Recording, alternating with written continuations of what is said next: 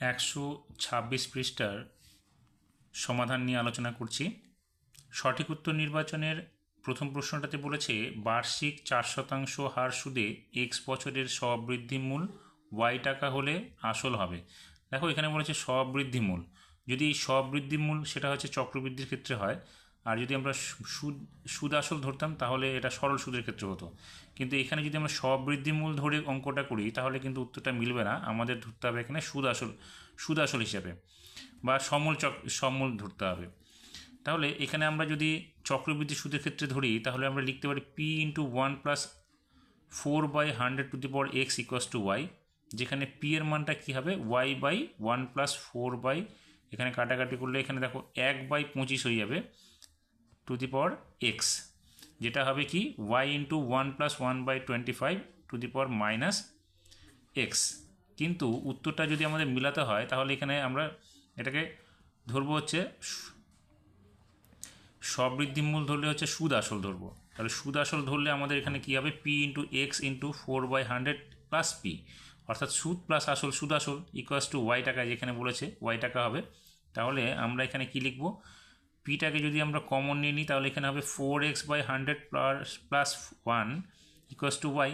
এবার আমরা কী করবো পি ইন্টু 4x প্লাস 100 নিচে 100, এটা লসাগু করলে এটা হবে = ওয়াই, যেখানে পি এর মানটা কী হবে 100y/4x প্লাস 100, অপশন হয়ে যাবে আমাদের সি, তবে এটা আমাদের মিলবে। অর্থাৎ এখানে স্ববৃদ্ধি মূল না লিখে এখানে হতে হবে প্রশ্নটাতে সুদ আসল, তবেই প্রশ্নটার উত্তর মিলে যাবে। 2 নম্বরে বলেছে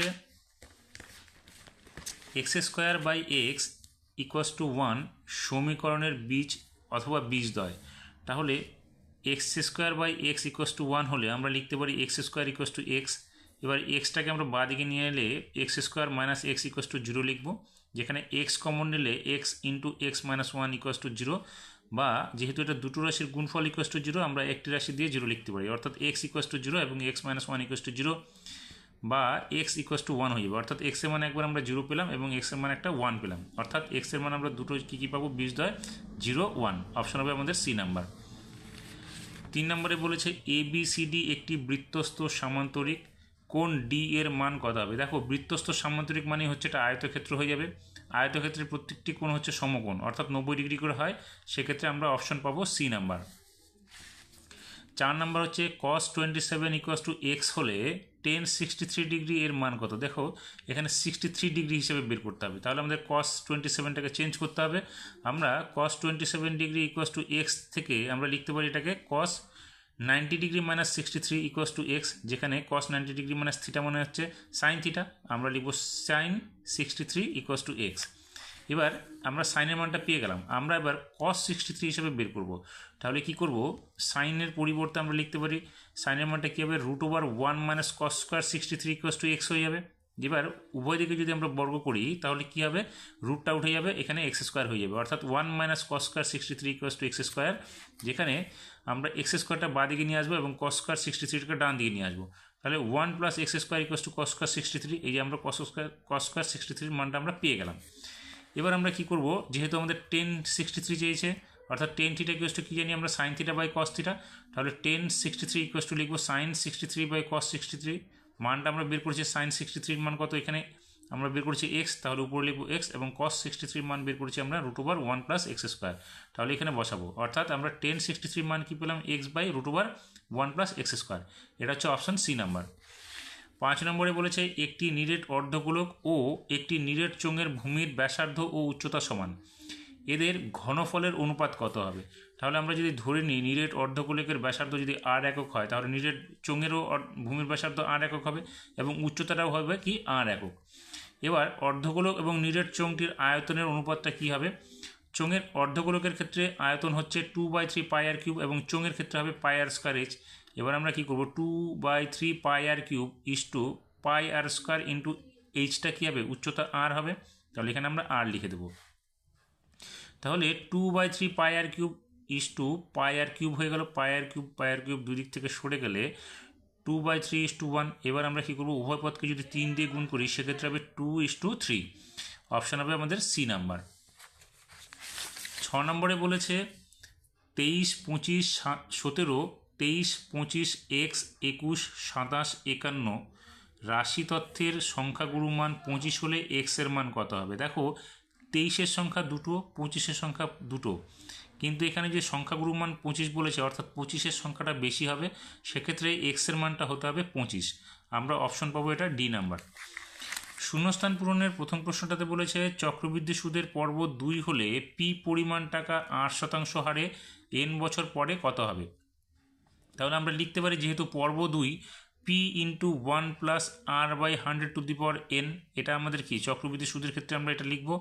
এবার যেহেতু পর্বটা 2, তাহলে আমরা লিখব P into 1 plus R by 2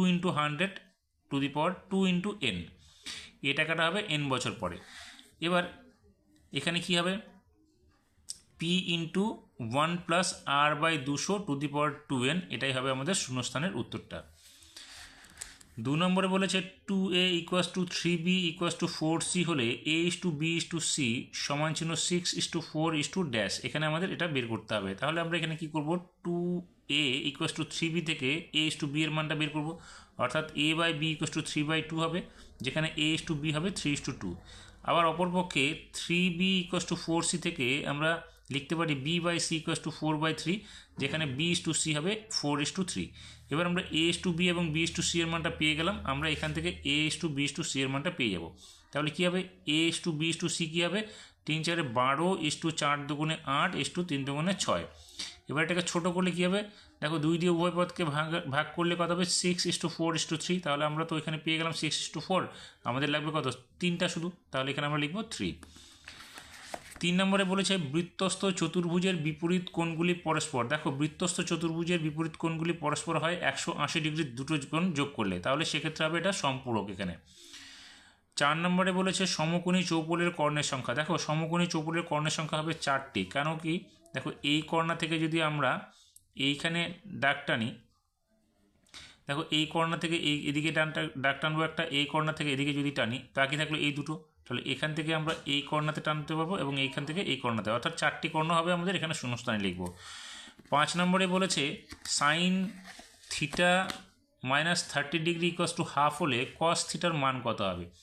দেখো sine theta minus 30 degree equals to sine হাফের মান কত, সাইন হাফের মান হচ্ছে 30, তাহলে সাইন উভয় পদ থেকে সরে গেলে theta minus 30 degree equals two 30, যেখানে থিটা কী হবে, মাইনাস 30টা এদিকে এসে প্লাস হয়ে গেলে থিটার মান হবে 60 ডিগ্রি। এবার cos 60-র মান কত হবে, যেহেতু থিটার মান 60 বেরোলো, তাহলে cos 60-র মানও আমরা জানি হাফ, তাহলে শূন্যস্থানে আমরা লিখব হাফ বা 1/2। 6 নম্বরে বলেছে যদি x চলের x1 x2 x3 মানের পরিসংখ্যাগুলি যথাক্রমে f1 f2 f3 হয়, তবে তাদের ভারযুক্ত গড় হবে।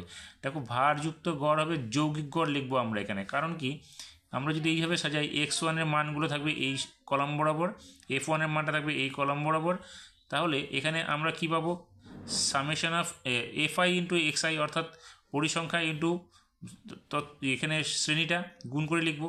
এবার আমরা এখান থেকে গড়টাই বের করি, যৌগিক গড়টা কি, summation of fi xi by summation of fi, অর্থাৎ এখানে আমরা যৌগিক গড়টা পাবো। সেক্ষেত্রে আমরা এখানে লিখবো যৌগিক গড় শূন্যস্থানে। সত্য মিথ্যার প্রথম প্রশ্ন বলেছে নির্দিষ্ট আসলের উপর সমান হারে সুদ হলে 2 বছরে সরল সুদ চক্রবৃদ্ধি সুদের তুলনায় বেশি হবে। না, এটা ভুল হবে।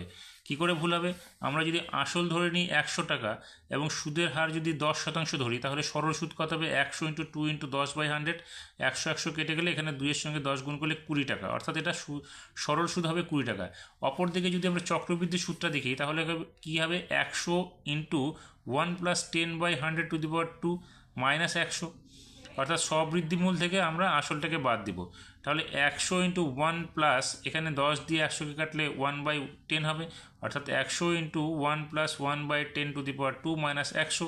এখানে কী হবে, পরের লাইনে 100 ইন্টু এখানে দেখো যোগ করলে আমরা 11/10 পাবো, তাহলে 100 × 11/10 স্কোয়ার মাইনাস 100, অর্থাৎ 100 × 121/100, এটাকে স্কোয়ার করলে আমরা এটা পাবো। 100 কেটে যাবে, 121 মাইনাস 100, যেখানে হবে 21। দেখো সরল সুদটা আমাদের চক্রবৃদ্ধি সুদ থেকে কম হচ্ছে, তাহলে বিবৃতিটি মিথ্যা হবে। 2 নম্বরে বলেছে x = 2 + √3 হলে x + 1/x এর মান কত হবে, 2√3। তাহলে এটা আমরা দেখি, x plus one by x equals to কী হবে, এক্সের মানটা বসাবো এবং ওয়ান বাই এক্সের মান হবে 1/2 প্লাস রুট থ্রি। এবার আমরা এটাকে যদি করণ নির্ণয় করি তাহলে কী হবে, 2 প্লাস রুট থ্রি এখানে থেকে গেল। আর এটা কী হবে, আমরা উভয় পদকে উপরে নিচে লব এবং হরকে 2 minus root three 2 minus root three গুণ করবো, নিচে আমরা দেখতে পাবো যে 1 হবে, উপরে শুধু থাকবে 2 মাইনাস রুট থ্রি। এক্ষেত্রে প্লাস রুট থ্রি এবং মাইনাস রুট থ্রি কেটে যাবে, 2 আর 2 যোগ করলে হবে 4, কিন্তু এখানে বলেছে 2 রুট থ্রি থাকবে, সেক্ষেত্রে বিবৃতিটি হবে মিথ্যা। 3 নম্বরে বলেছে কোনো বৃত্তের একই বৃত্তাংশস্থ সকল কোণের মান সমান। হ্যাঁ, এটা একটা উপপাদ্য আছে, দেখবে এটা সত্য হবে বিবৃতিটি। 4 নম্বরে বলেছে 0 degree less than theta less than equals to 90 degree হলে 5 প্লাস সাইন থিটা এর সর্বোচ্চ মান 7। এখানে যেহেতু সাইন থিটা 5 প্লাস সাইন থিটার সর্বোচ্চ মান 7 হবে, তাহলে আমরা দেখি 5 plus sine theta equals to 5 plus sign 90 degree হচ্ছে সর্বোচ্চ মান। সেক্ষেত্রে 5 প্লাস সাইন 90 ডিগ্রির মান কত, 1। এখানে হচ্ছে 5 আর প্লাস 1 করলে 6 হবে, কিন্তু প্রশ্নে বলেছে 7, তাহলে বিবৃতিটি মিথ্যা হলো। 5 নম্বরে বলেছে একটি লম্ববৃত্তাকার চোঙের একটি বক্রতল আছে। হ্যাঁ, লম্ববৃত্তাকার চোঙের ক্ষেত্রে দুটি সমতল হয়, উপরে নিচে, এবং পাশেরটি হয় বক্রতল, তাহলে একটাই বক্রতল, সেক্ষেত্রে বিবৃতিটি হচ্ছে সত্য। 6 নম্বরে বলেছে 2, 3, 9, 10, 9, 3, 9 তথ্যের মধ্যমা মান 10। দেখো, এটাকে যদি আমরা ঊর্ধ্বক্রমে সাজানো নেই, যদি ঊর্ধ্বক্রমে সাজাই তাহলে এরকম হবে 2, 3, 3, 9, 9, 9, 10। তাহলে এখানে সংখ্যা হচ্ছে আমাদের 7টা, তাহলে মাঝের সংখ্যা কত হচ্ছে এই 9টা, অর্থাৎ এদিকে ডান দিক থেকে এবং বাঁ দিক থেকে 3টে করে সংখ্যা বাদ দিলে মাঝের যে সংখ্যা 9টা হচ্ছে সেটাই হচ্ছে মধ্যমা। এখানে মধ্যমা কত হচ্ছে আমাদের 9, তাহলে এখানে আমাদের প্রশ্নে বলেছে মধ্যমা হচ্ছে 10, তাহলে আমরা দেখতে পাচ্ছি বিবৃতিটি হচ্ছে মিথ্যা।